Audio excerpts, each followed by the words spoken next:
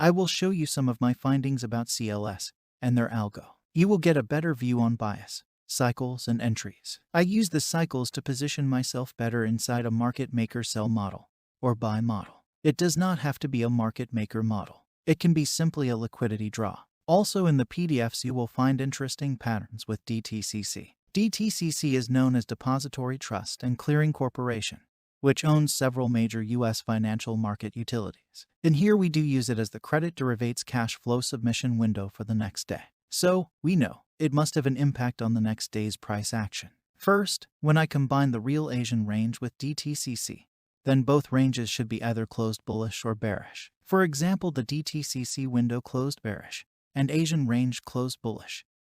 Then it's high probability for me to either buy or sell intraday. I do want to stay away from mixed ranges, just like bearish Asian range and bullish DTCC.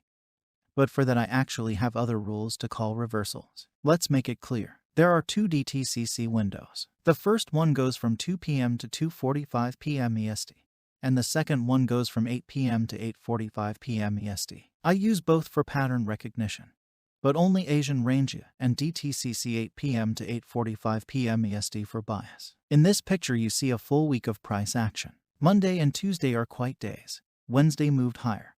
Thursday made the high of the week and Fridays retraced. We also have an old daily low, where the high of the week occurs. Also it's a raid on liquidity from Wednesday. I will explain my YouTube entry in this video. First we look at Monday and Tuesday. On Sunday we have a big Asian range. It closed bearish, DTCC as well.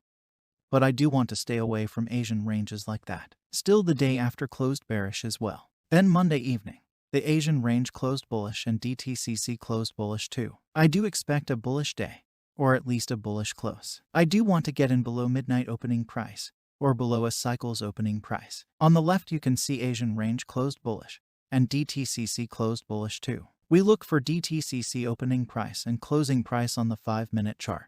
Then Wednesday evening, Asian range is bearish and DTCC too. I do want to hunt sell setups, as I did in my YouTube video. Also the old daily low lines up with +1 deviation from Asian range. Also we have a buy-side liquidity pool above Wednesday's high. First we want to highlight the cycles, beginning from 2 a.m. EST. My last cycles ends at 9:30 a.m. EST. I only use 5 cycles, because I do use weekly profiles for my cycles. Also note the high and low of every cycle. I also added the DTCC midpoint.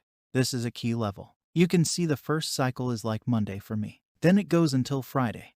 That's why I use 5 cycles. If I want to short the market, then I do want to sell above midnight opening price, DTCC midpoint, and or above the cycle's opening price. Last one is not a must. In this chart you can see my trade I took on YouTube.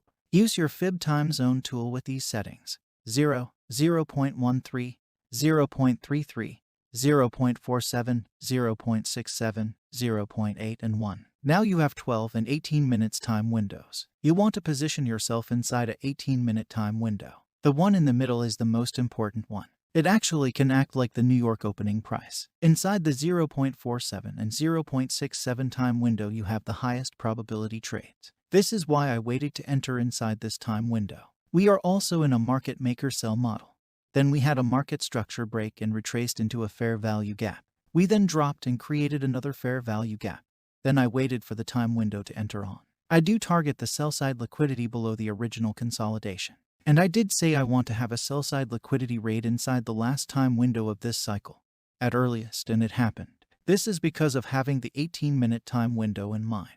You want to position yourself in the 18-minute windows or even exit there. In this chart you can see Asian range is bullish, DTCC is bullish, and I also noted the midpoint of DTCC again. You want to position yourself below the midpoint of the DTCC window and below midnight opening price for the first cycles. After that you want to position yourself below or above the cycle's opening price. Again, I noted the highs and lows. In bullish bias, we do want to target the cycle's highs. All cycles lows can act like turtle soup entry. In this picture you can clearly see how important it is to position yourself inside the 0.47 and 0.67 time window. This is the most important thing for my entries inside a cycle. Again, here you can see the best move happen inside the 0.47 and 0.67 time window. In this chart you can see we had a market structure shift. Then again, position yourself inside the 0.47 and 0.67 time window. Same goes for here.